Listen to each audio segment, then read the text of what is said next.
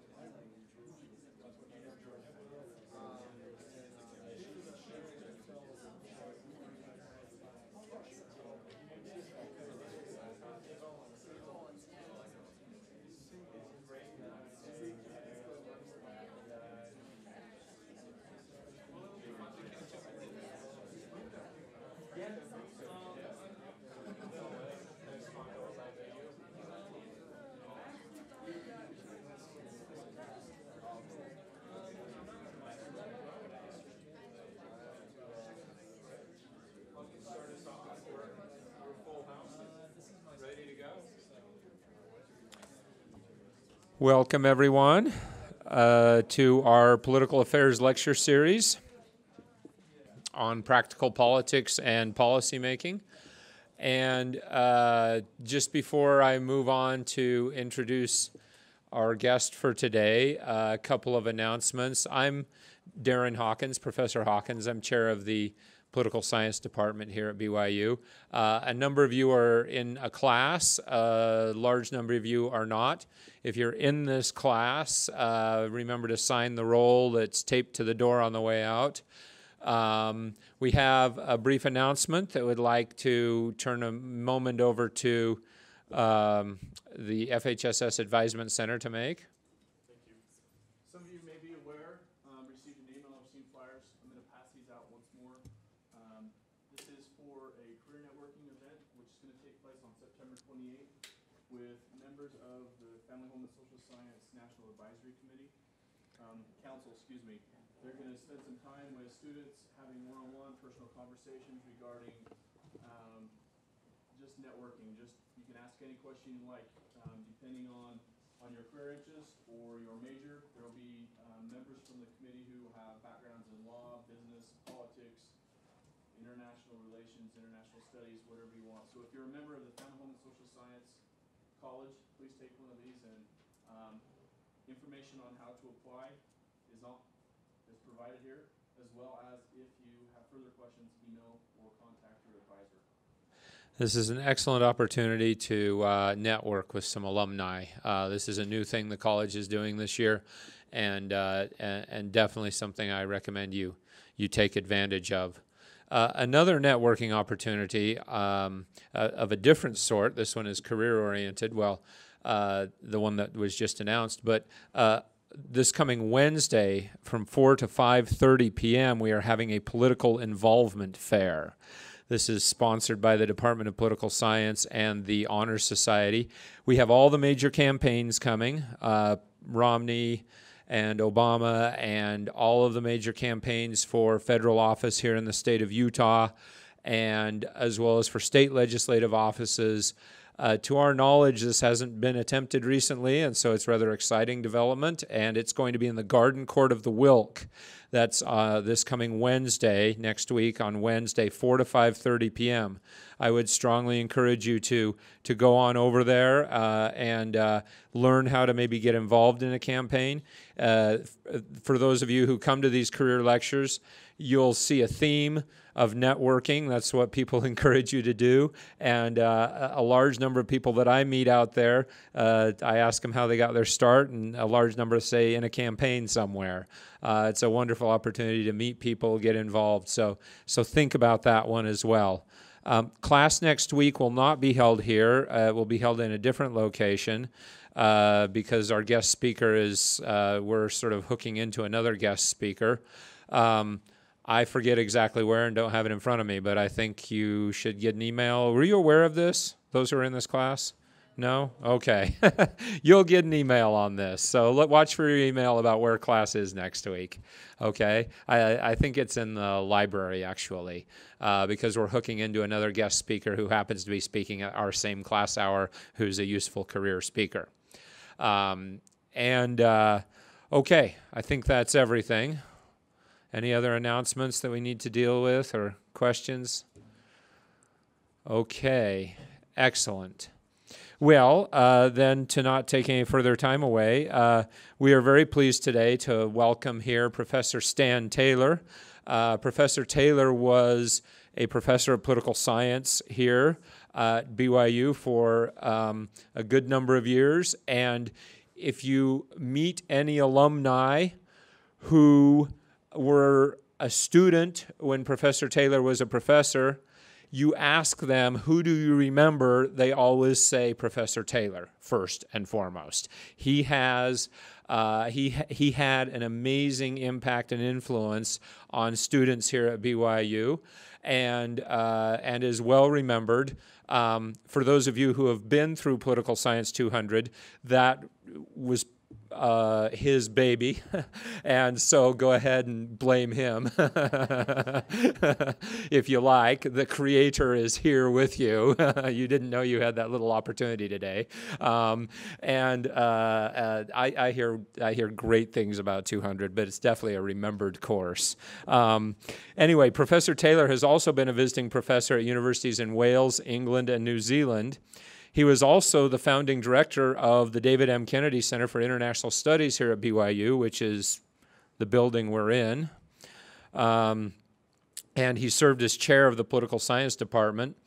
And outside of the academy, outside of academia, had an important career as well. He was a senior staff member on the U.S. Senate Select Committee on Intelligence. And today he's going to help us understand a little bit more about the world of intelligence and intelligence agencies and how you might want to think about careers in intelligence and perhaps a little bit more. So we welcome today's Professor Stan Taylor. Thank you.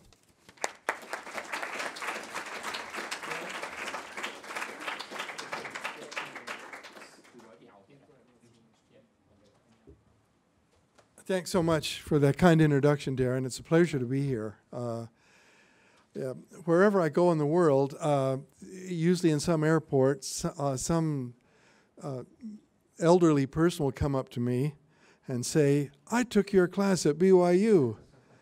And I don't know whether, I have to ask them, did they take 170 or 200? Because if it's 200, I duck. If it's 170, I shake their hands. I was asked to come here today, and thank you for coming, by the way. Appreciate it. I was asked to come and talk about careers in intelligence. So, and I have some PowerPoint slides we'll try to work through. I'm sorry I'm locked behind the podium. My style is usually to walk around, but I can't do that in this room, so forgive me. And if I point this at you and hit the wrong button, don't look at it, because it's a laser and it'll burn your eyes. Let's see if this, oh, there it goes. So here's what I want to do today. We're going to talk about the antiquity and ubiquity. It's like Herod's motto, isn't it? You've been to Herod's in London? Their motto is omnia omnibus ubique. Now, we're going to talk about the antiquity and ubiquity and the significance of intelligence work. Then I've got a few slides to show you the wide range of intelligence agencies.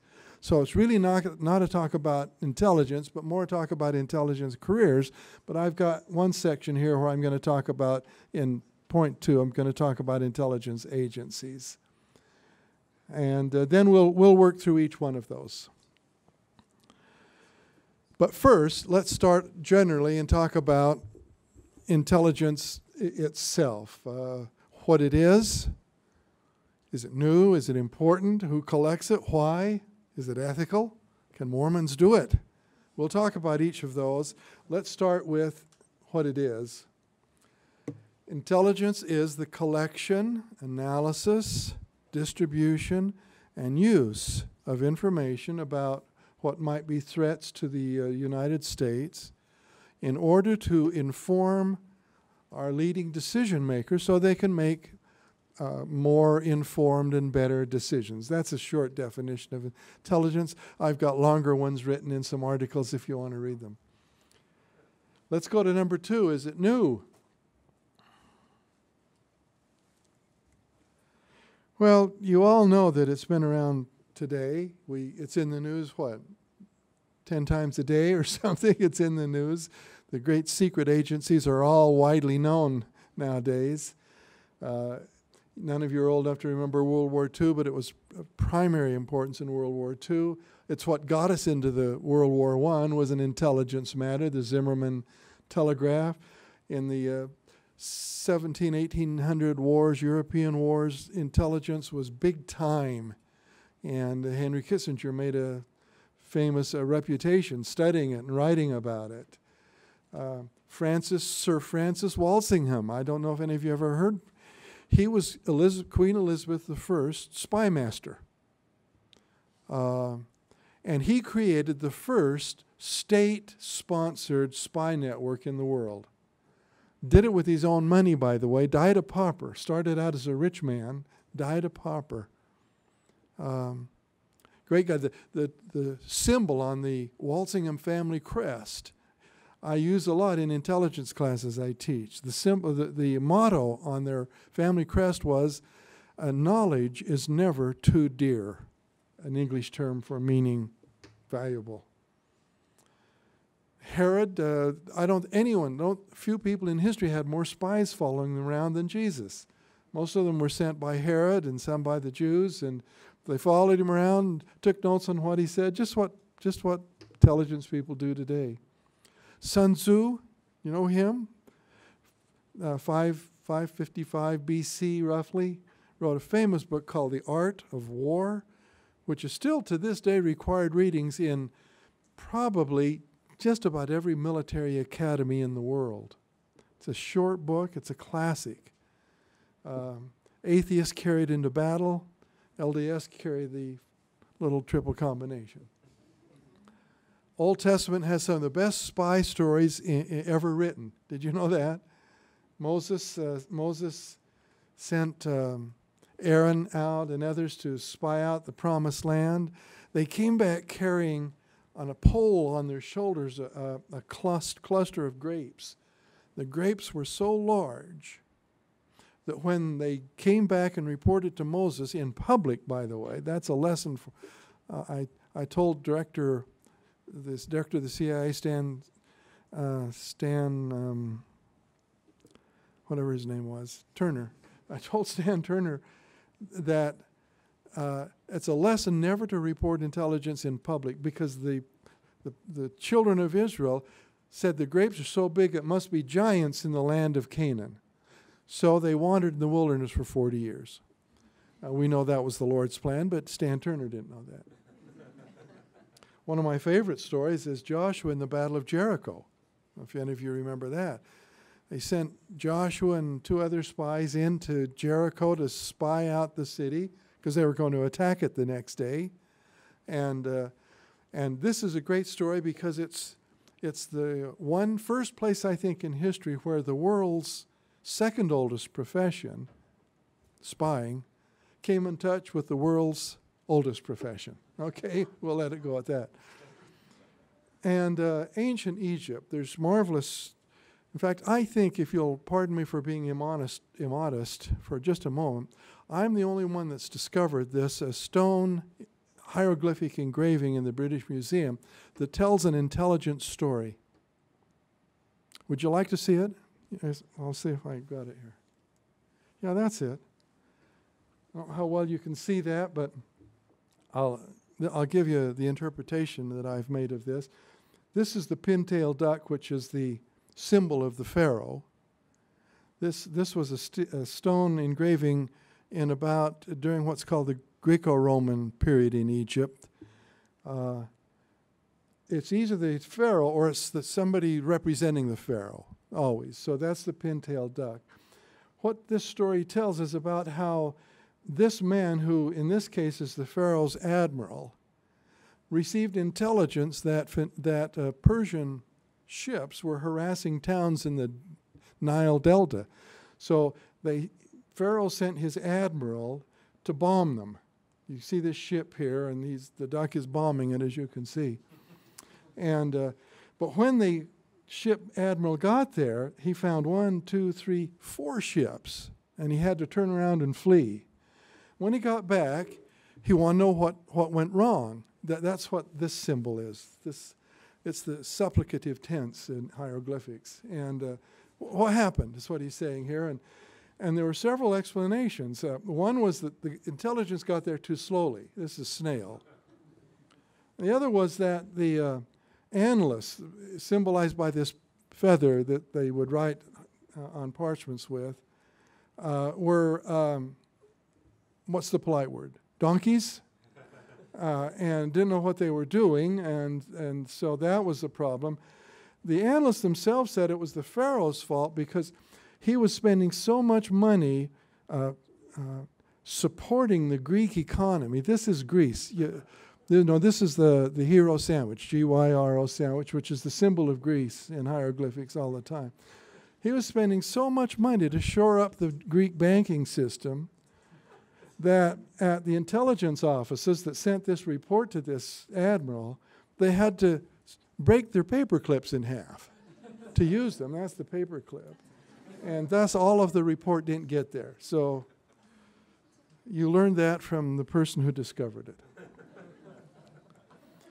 All right. So we've talked about how old intelligence is and what it is. Okay, I pushed the wrong button. All right, help.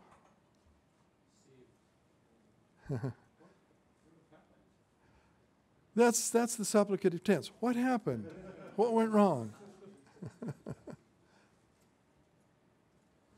Thank you. My fault, I'm sure. Is it important? Well, it was the primary, not the only, certainly. You have to honor the blood and guts and courage of the people who fought. But World War II was heavily influenced by intelligence. I won't focus on any other conflicts, but you all know of the Enigma, the German looked like a portable typewriter that could encipher plain text so effectively that German mathematicians, and now that I've through with the hieroglyphics, what I'm telling you is true now.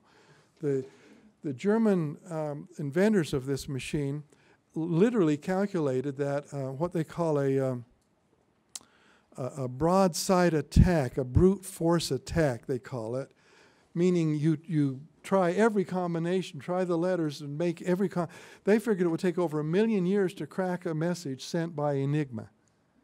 And they didn't realize that the Westerners had invented their own computer. This, by the way, is the world's first computer. It was put together by a group of Polish scientists working in the British Bletchley Park, their signals intelligence facility. So we were interpreting all of their classified messages. It saved thousands of lives in the war. I don't know if you've heard of Operation Bodyguard. That was the plan to deceive the Germans and to not let them know anything about the cross-channel invasion. Came from a speech Churchill gave. Churchill spoke about once, he said, sometimes the truth is so important that it must be protected by a bodyguard of lies. They called this bodyguard because it involved a lot of lying and deception. They wanted the Germans to think we were going to invade Dover, the shortest distance from England to Europe, instead of Normandy, where we actually invaded. Operation Fortitude. Operation Fortitude was Fortitude North, Fortitude South. They had a deception plan. It's amazing. They created a whole military base called FUSOG, First United States Army Group, FUSOG. And they named the commanding officer of it, and it was the commanding general that the Germans hated most. Who would that have been? Patton. They hated Patton. They were afraid of Patton. So they named him commander of, and it was virtually nothing but notional smoke and mirrors. I've got a picture of one of the. There were thousands of those inflatable rubber tanks spread out all over up in Essex, and rubber airplanes. In fact, the airplanes were wood. You've seen model airplanes. It's a piece of wood this way with a piece of wood stick. That's what the airplanes were. The tanks were literally rubber. You would inflate them. They had trucks, inflatable trucks, and then down at Dover in the harbor, they had about 20 inflatable landing craft that wouldn't have even held a motor. They were just, that was all intelligence. I won't take the time to go on about this. The Double Cross program was an essential part of the victory in World War II, and even Admiral Chester Nimitz, who was the admiral of the Pacific U.S. fleet at the time of the Japanese attack, and throughout the entire Pacific War, he attributed the Battle of Midway, which was the turning point in the Pacific War. He hated intelligence. He didn't like the officers. He didn't like what they did. He thought everybody ought to be out fighting. But he called Midway a code breaker's victory, intelligence victory, in other words. So who collects intelligence? There's the shortest answer. Who doesn't? United States Counterintelligence Office, one of the vast array of intelligence agencies we have, they calculate that at least 207 foreign nations, there aren't that many nations, so, but they calculate 207 foreign nations actively collect intelligence in the United States. It's amazing. The only difference between all of these collecting agencies, the differences are differences in money, scope, and that is how much they spend on it, how widely it's done, ethics involved, the size of the organizations, and the quality of the intelligence. But everybody collects intelligence. Did any of you collect intelligence before you came to this meeting? Did you ask someone, what about this old geezer, Taylor? That's intelligence collecting. That's what it is. Why do we do intelligence work? Why do we have it? Because decision makers, whether it's business, whatever it is, military, political, all of them feel they need to make better informed decisions. What happens if I do this? Well, what will happen if I do this? and they base those alternative decisions on intelligence information. Nearly everyone, at least everyone I've spoken to in several countries, believes that intelligence, good intelligence work enhances national security. And of course, all states seek national security, seek to enhance their security. Is it ethical? Well, it all depends on how it's done. Depends on means more than ends. We'll talk about that a little bit later. The very political thought philosophy that many of you first heard about when you took Political Science 170, political realism, it poses some very difficult ethical issues, but it almost catapults every nation state into the intelligence business. I've got to know what other states are planning. What are they planning to do?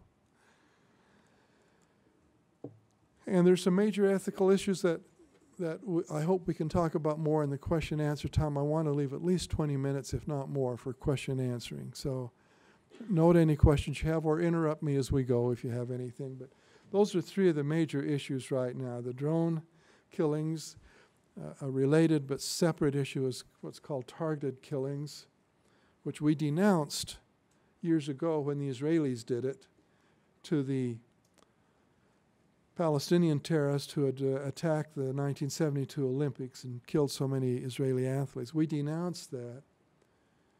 And, of course, the enhanced interrogations, which I can answer any questions about if you'd like. Can LDS people do it? I hope so. I know hundreds. I think I have over 100 former students, most of whom I hope recommend carrying LDS people who are involved in the U.S. intelligence to this day.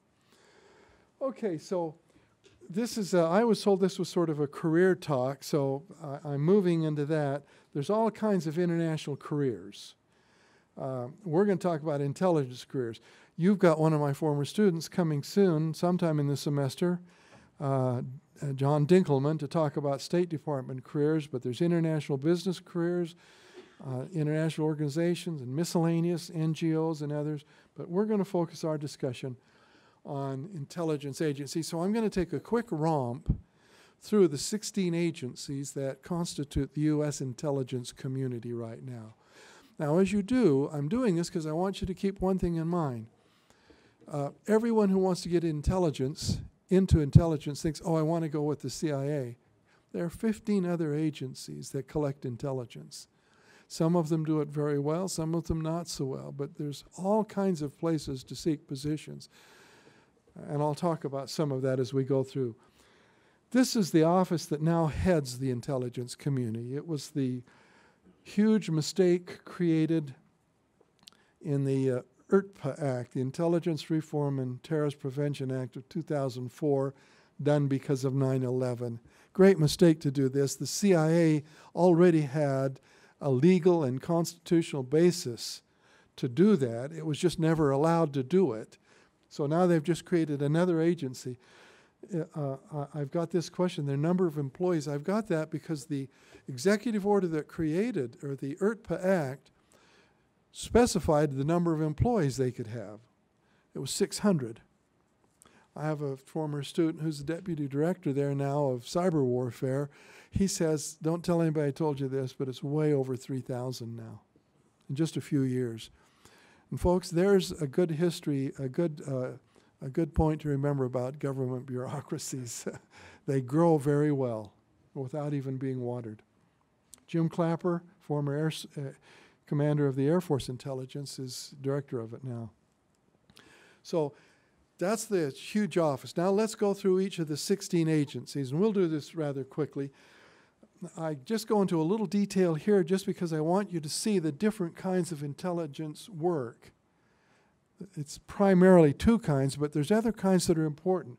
For example, the Directorate of Support, formerly known as the Directorate of Administration, is a very large part of the CIA, and they do all the housekeeping, and it's important stuff. I mean, some people think that it's just making sure that there's toilet paper in the men's room, but it's that they do all the contracting, they do all the financial stuff, the accounting office, and so on. It's a very important office, and you don't have to be a political science or an IR major to get into there. They love people in that office who are accounting or business or finance people interested in those kinds of fields. And you'd have to make known that's what you're interested in, because nearly every application they receive is for the National Clandestine Service, number 4. The other one to keep in mind is the Directorate of Science and Technology. They are responsible, by the way, for many of the equipment, much of the equipment which you use today. They're the ones that first sponsored research that minimized recording devices, and that's how you can now record on your cell phone and so on. They've really, there's a marvelous agency. I once went out there when Viktor Belenko, a Russian MiG-4 pilot, did any of you ever heard of Viktor Belenko?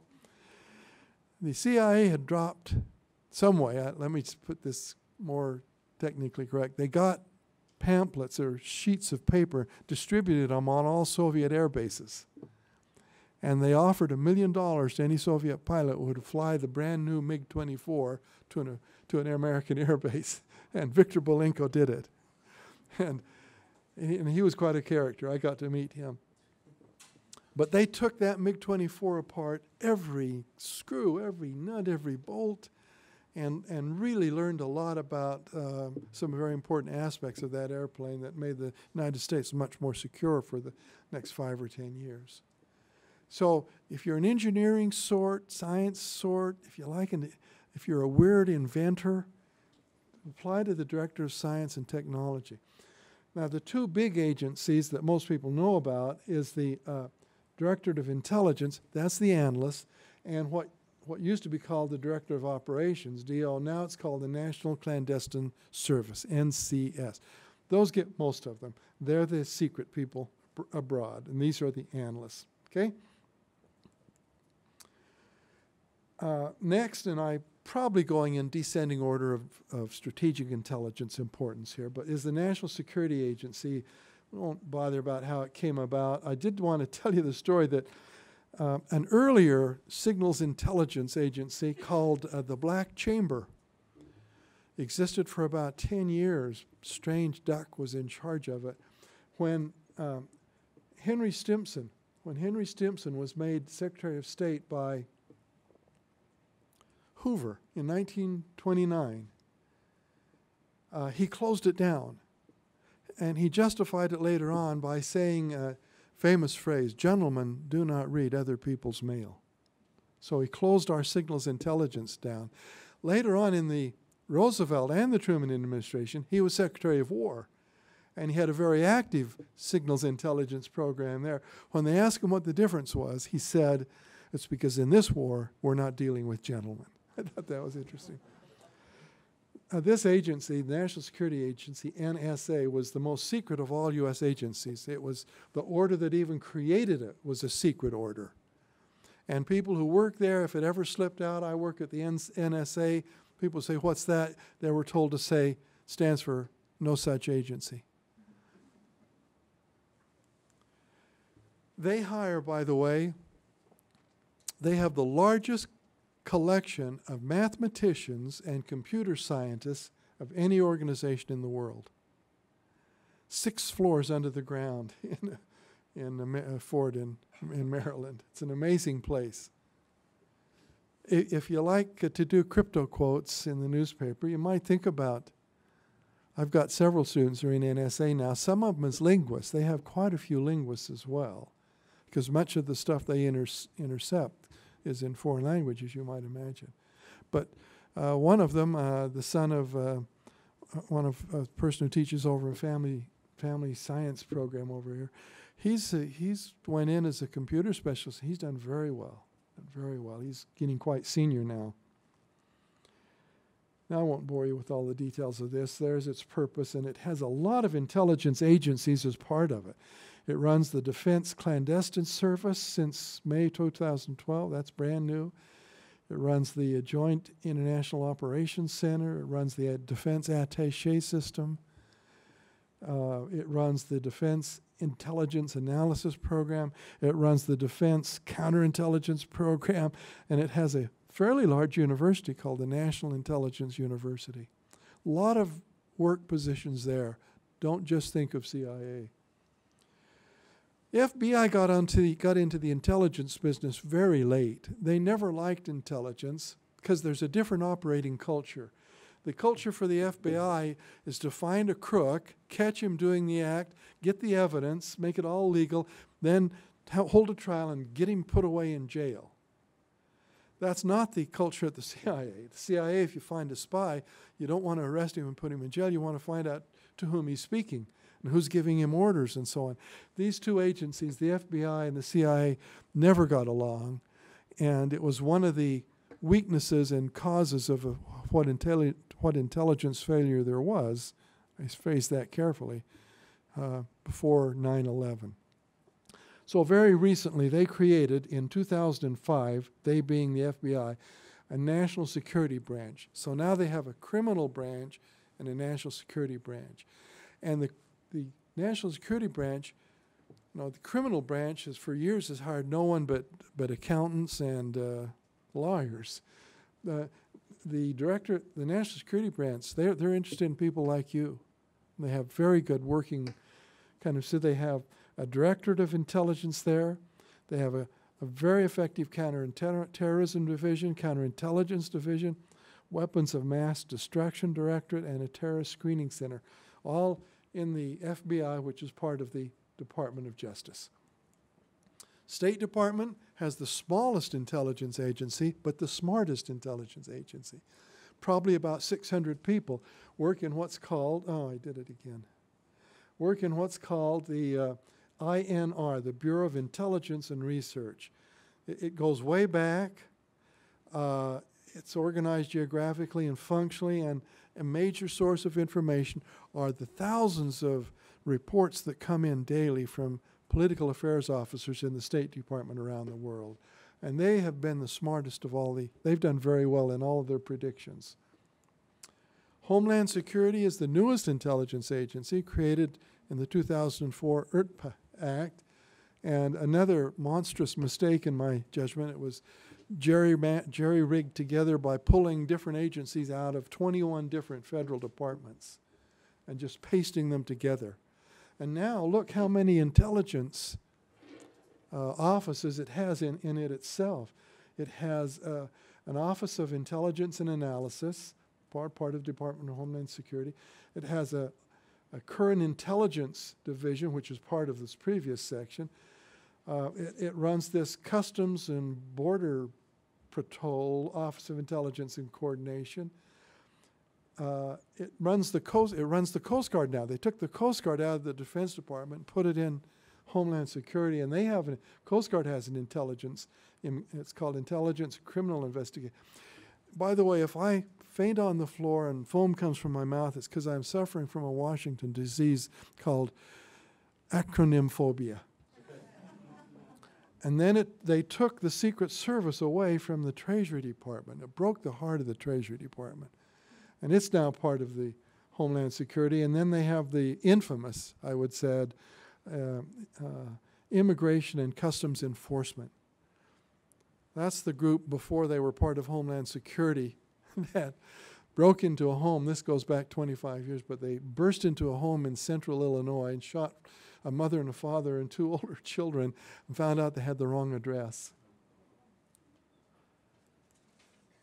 This is a great agency. It's fairly new, and BYU has got a great track record getting their students, graduate geography students, into this National Geospatial Intelligence Agency. If you really want to make big bucks, get a job in Washington as an acronym maker. It's a special skill. Notice all of the agencies we've talked about have been what? 3 letters, right? Well, really, this should be 4, National Geospatial Intelligence Agency. But someone created a hyphen, put that in, and it's now NGA.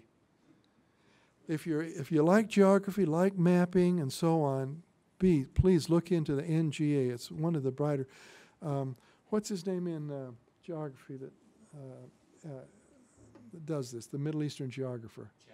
Chad Emmett. Go see Chad Emmett. He's really good in this.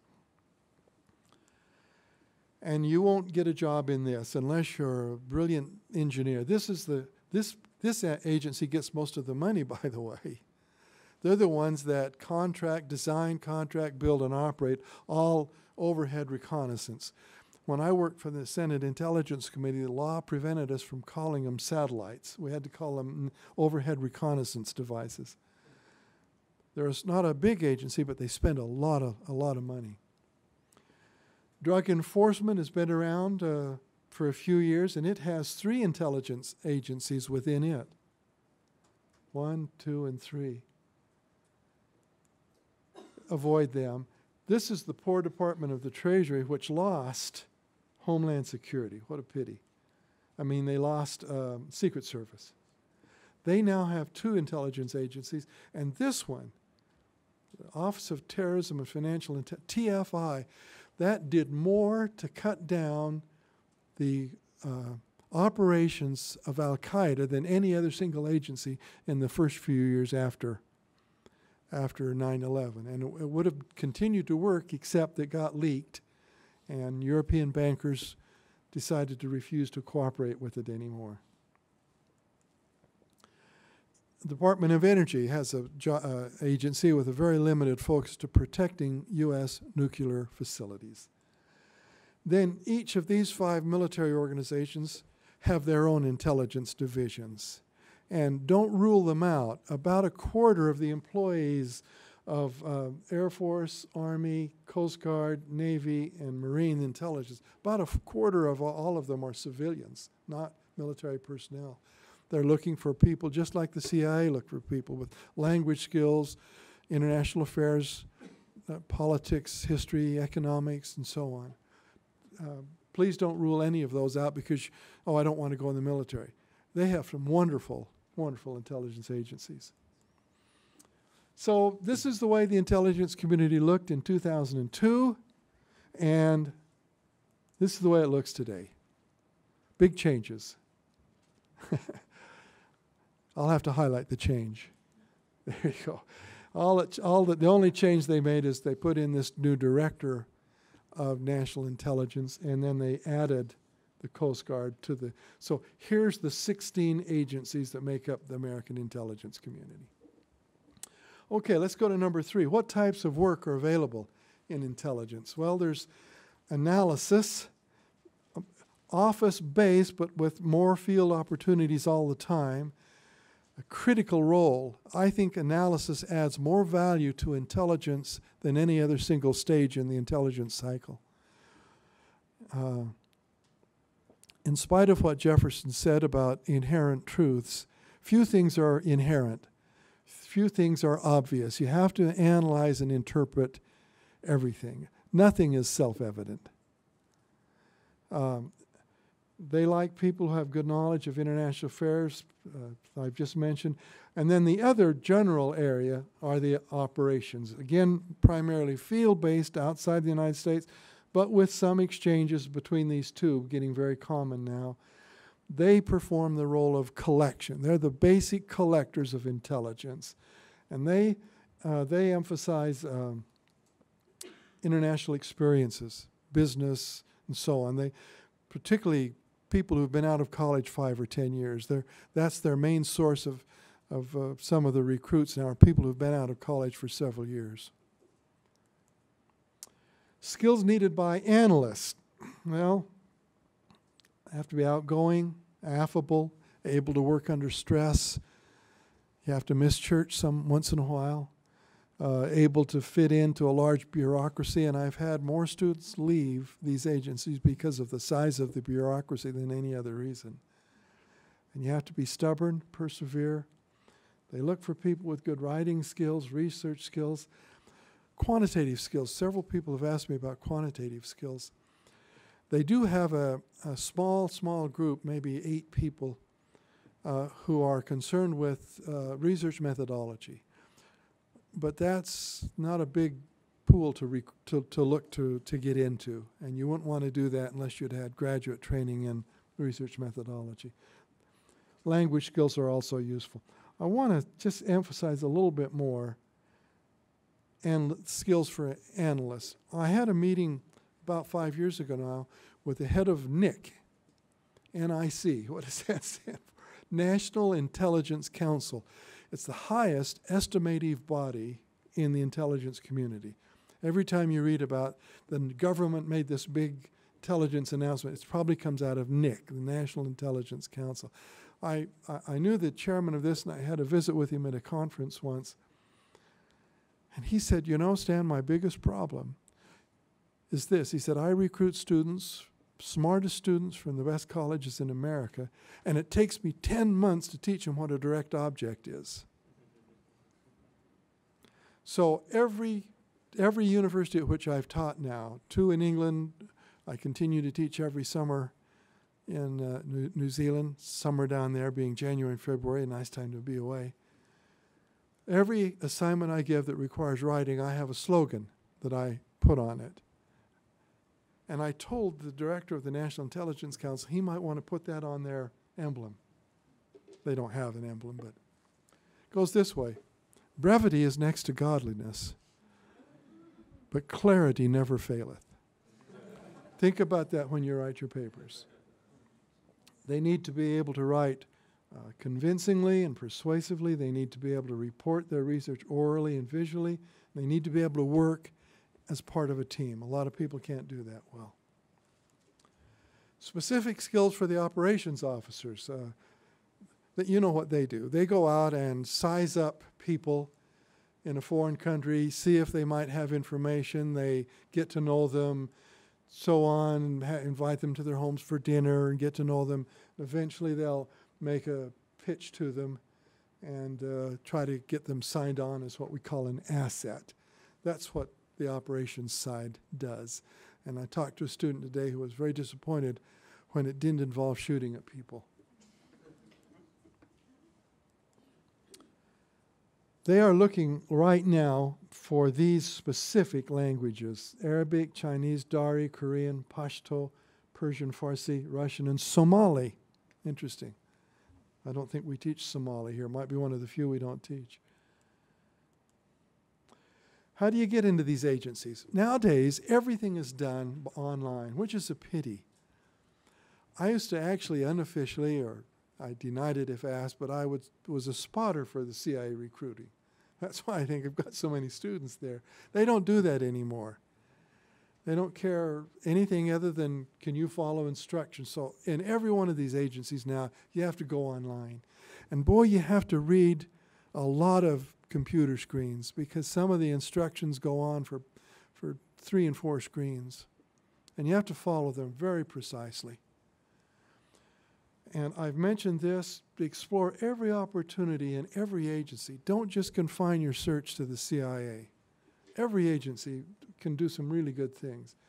And don't decide that you're not going to take a job until you're offered it. Many students used to say to me, I don't think I want to be a Foreign Service officer. I would say, well, you don't have a choice. Take the Foreign Service exam. If you pass it and pass the oral, and they invite you to offer you a job, then you got a choice. But don't turn it down before you have a choice. So go through the recruiting. I call it the shotgun approach to recruiting, not the rifle approach. We've talked about number 4 before, and especially the CIA now has really wonderful summer internships, all kinds of scholarships and so on. And some of them are easy to get if your family average income is less than $70,000. Ethics.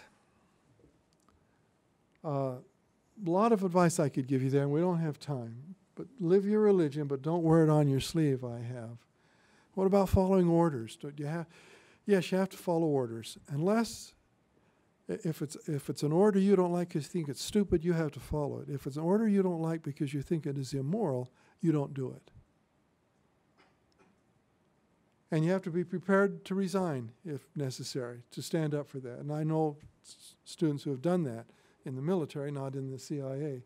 Remember, first things first, to quote Brother Covey's third habit. First things first, your family and your church and your faith and your health, they're the most important things.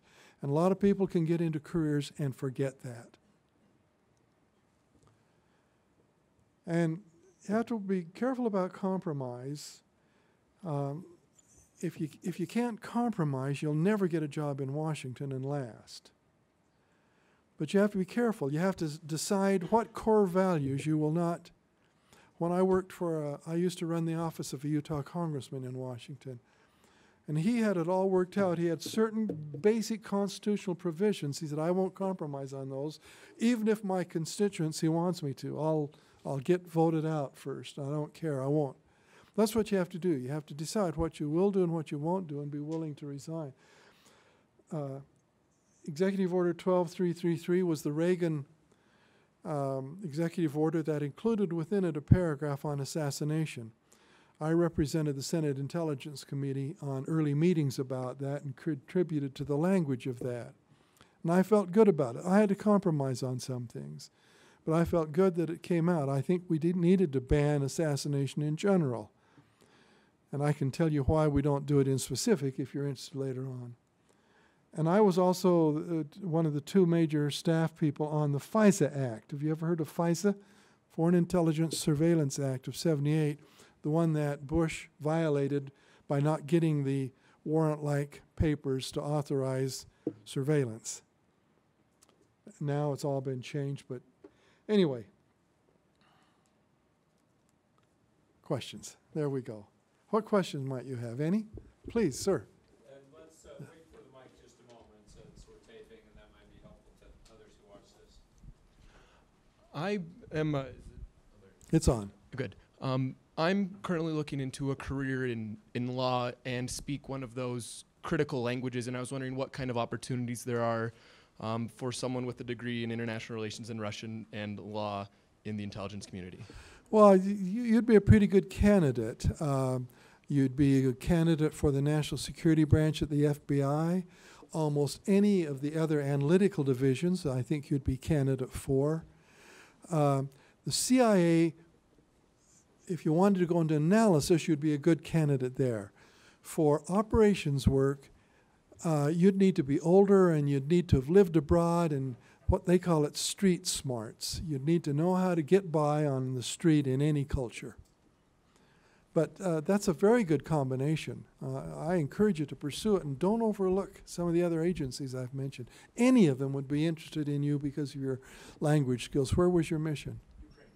Yeah, and your living experience in a country like Ukraine, which has been off and on the critical language list over the last 10 years. It's off right now, but you'd be very valuable. I think you'd have a very good chance. Go for it. Yes, please. Thank you. Since you're involved with intelligence, I was wondering if you had an opinion on the documentary released. I think it's called Dishonorable Disclosures, about Obama's releasing of the killing of Osama bin Laden. And I was wondering what your opinion was on that, if he did the right thing or not. Well, I don't want to get into that too much, but I'll state a general principle here. If you're an operations officer and you're trying to get people to, what? Betray their country because they have information that would help make the United States more secure. If they think that there's the slightest chance that their name may be leaked out sometime, they're not going to help you. Your sources freeze up every time there's a leak, and there was a significant leak in that. The man who really was the key man in identifying where he was is now in jail in Pakistan. Probably because he might live a little longer in jail, maybe, I don't know. So I'm very critical of Julian Assange. When something, for his classified, most of what he revealed was not classified, and I don't mind that. But when you get talking about sources and methods, particularly sources, you just cannot have any leaks or things. For example, after the 9/11 attack, it's time to quit, isn't it, Darren? No, 5 minutes or so. Some people might have to leave for, say, at 5 o'clock. I'm used to that. I get walked out on all the time. About 3 days after the 9/11 attack, the Senate Intelligence Committee, of which I was not a part in those days, but they held a hearing. The CIA came over and briefed them. Said, don't repeat anything we've said. And after the briefing, the senators all walked out as a small group of them were going down the Capitol steps. There's a huge crowd of reporters there, and one of them shouted out and said, "Who did it?" And one of the senators said, "Well, we now know Al-Qaeda did it." That shouldn't have even been revealed. The reporter said, "How do you know?" And another one of the senators, whom I won't name, said, "Because we're tapping his phone." Guess who stopped using their satellite phone the next day? I could name probably 25 leaks that have been critical like that, and this leak you're talking about borders on that. And I don't blame Obama for it. He's too busy to probably even get involved in those decisions. But whoever made that decision to release that man's name, they didn't release his name, but his profession, which allowed them to find out who he was, I think needs to pay a price. Yes, in the back. Hi, I just had a quick question. So you mentioned that most agencies will want someone that's lived outside of like past college for a couple of years. So what would be professions that you would recommend that would look good for the time before you apply? Thanks, good question. Probably, if you can, some sort of international business. Something that will take you abroad and make you responsible for a corporation, and so that they think, okay, this person knows how to work in a corporation, they know how to work abroad, they understand international communications and so on. So anything that took you abroad. I talked to a young man this morning who has created an aid a business of some kind.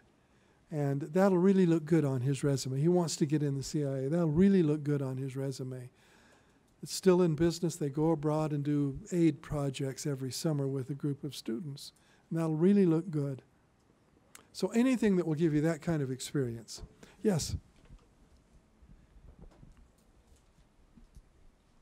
So you've discussed the different intelligence agencies, and you talked about how there's some civilian intelligence in the military. Yes. What is the intelligence agency workplace like in the military? And then when you're done with the military, are you more marketable to other civilian? Good question. Let me go backwards on it. Yes, service in the in one of the armed service intelligence agencies is one of the quicker routes to the CIA. You get to know people in the business. You start sitting on interagency councils, and somebody says, "Oh, there's a guy over at Army Intelligence that really knows a lot about this or something, or that I really have liked," and so on. It's one of the quickest shortcuts into the CIA you'll have. What was the first part of your question? What's it like? I mean, is it pretty much parallel? Yes, pretty much parallel. They'll have an operations branch and they'll have an intelligence branch. The difference is that they are focused more on what we call tactical intelligence rather than strategic. But that's the only difference. And those two concepts overlap, by the way, nowadays. Yes, ma'am. Yeah, and just stop. Okay. Yeah, take a couple more. You mentioned that analysts might have work overseas occasionally, and I know from my reading in this area that sometimes operations or people in NCS work in the DC area. I'm just wondering what they would be doing in both of those instances. I'll tell you what they'll be doing. It's an interesting question, and I could go on for 20 minutes on it because I was involved in some of the early negotiations that brought this about. But it used to be that the analysts and the collectors had a wall between them.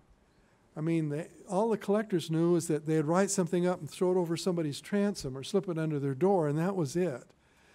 And that meant that the analysts really didn't know how that information was collected. They didn't know the climate and the environment, and it hurt them. On the other side, the collectors didn't know what the analysts did with their information. So we started a program, and it's been going now for about 8 years. And we started talking about it literally 20 years ago. But it took a long time to get it where that wall's broken down. Now it's not unusual for an analyst who's specializing in, say, Afghanistan, to go over to Afghanistan and meet the collectors, hang out with them, go around with them on some of their business, and and get the feeling of how they get this information. It helps you interpret it. And for the collector, they'll come back, the one specific you mentioned, they work for NCS, but they're in D.C.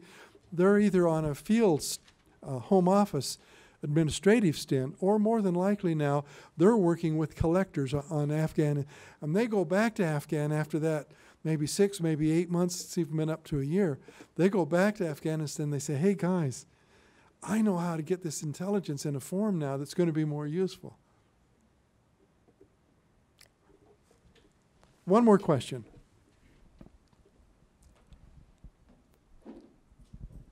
This is a little bit more about the inner workings of intelligence, but I've been sitting here thinking about two different kinds of intelligence. I'm not sure if it's broken up this way. Offensive intelligence, where you're looking at specific targets and enemies, and defensive intelligence, where you're protecting certain assets like the Department of Energy. Yeah. Is there such a distinction, and if so, what is it? Well, the distinction I mentioned is probably a little bit more general and more widely used. The distinction between tactical and strategic. Because either in the tactical level, you'll be worried about defense or offense, and at the strategic, you will be worried about defense or offense, even though, as you state, the nuclear agency, they're not just they're not just defensive. They go out and collect. They're very proactive. And an agency, by the way, that's been created just to take care of protecting U.S. nuclear facilities and information and so on. What do they need? They have probably over 600 personnel now working abroad. So they're out doing what we would call counterintelligence to be prepared. Folks, thank you so much. It's been a pleasure to visit with you. I can hang around just for a few minutes if you'd like to ask any additional questions. Darren, thanks so much for the invitation.